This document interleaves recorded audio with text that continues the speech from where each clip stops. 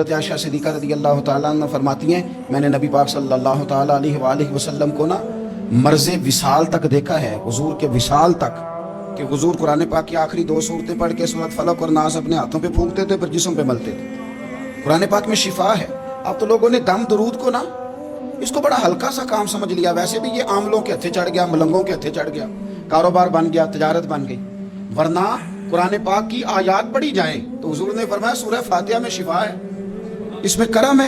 یہ چیزیں جو بڑی ہمارے لیے سود مند تھی، فائدہ مند تھی، ہم چھوڑ گئے۔ ایک بڑی خوبصورت حدیث ہے، سنیے گا۔ حضرت ابو سعید خدری رضی اللہ تعالیٰ عنہ حدیث کے راوی ہیں، بخاری میں موجود ہے۔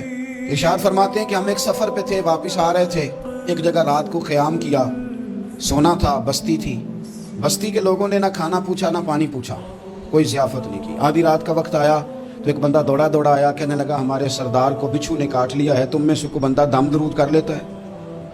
تو ایک صحابی کہنے لگے کر تو لیتے ہیں، پر تم نے چونکہ ہمیں کھانا پانی تک نہیں پوچھا، تم اگر دم کراؤ گے تو مفت نہیں کریں گے۔ بخاری پڑھ رہا ہوں، پیسے لگیں گے۔ کتنے پیسے؟ بکریوں کا ایک ریوڑ پورا۔ شارحین نے لکھا 40 بکریاں۔ کنے دما دیاں؟ او بھائی اس سے کوئی بندہ جواز نہ لے کہ پیسہ لینے جائز ہیں، اس سے جواز نہ حاصل کرے۔ آپ بات کو سمجھیں، پس منظر کیا ہے؟ پانی تک نہیں تم نے پوچھا۔ کچھ لوگوں کا علاج ہوتا ہے، انہوں نے کہا پیسے لیں گے، دم کر دیں گے۔ صحابی نے کہا حضرت ابو سعید خدری رضی اللہ تعالیٰ عنہ فرماتے ہیں وہ چونکہ تنگ تھے، بچھو کاٹ گیا، اور سردار کو کہا چل تو صحیح نا۔ وہ صحابی گئے، سورہ فاتحہ پڑھ کے دم کیا، اور حدیث بخاری سے میں آپ کو دکھاؤں گا۔ لوگ کہتے ہیں دم کدھر سے آ گیا؟ بخاری پڑھ رہا ہوں، صحیح بخاری۔ شفا تو اللہ نے دے دی ہے نا، رب کریم نے شفا دے دی۔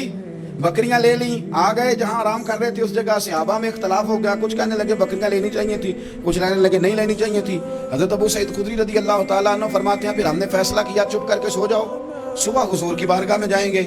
اگر کریم نے کہا لینی چاہیے تھی پھر تو موج بن گئی، اور اگر کہا نہیں لینی چاہیے تھی تو بکریاں ہانگ کے واپس کر دیں گے۔ مسئلہ کیا ہے؟ کہتے ہیں صبح گئے حضور کی بارگاہ میں، جا کے مسئلہ عرض کیا، یا رسول اللہ انہوں نے بھی پانی کوئی نہیں پوچھا تھا، ہم نے بھی کہا دم کریں گے تو پیسے لیں گے، تو ہم نے یہ بکریاں لی ہیں۔ شارحین لکھتے ہیں 40 تھی شاید۔